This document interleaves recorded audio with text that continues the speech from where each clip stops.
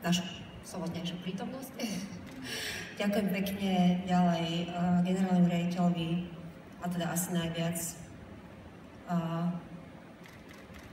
Rozhlasu a televízie Slovenska Vaškovi Mikovi za spoluprácu a všetkým vám a dúfam, že som na nikoho nezabudla. Ďakujem pekne.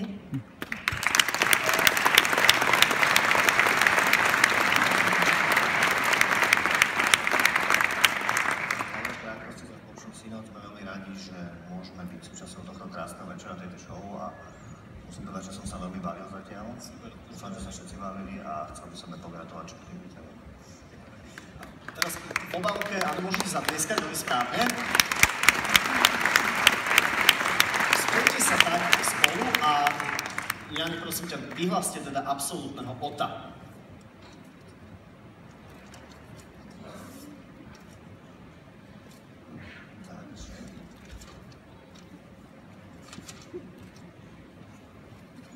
Takže absolútnym otom za posledný rok je žena, je to veľká osobnosť pre mňa a je to Adela Banašová.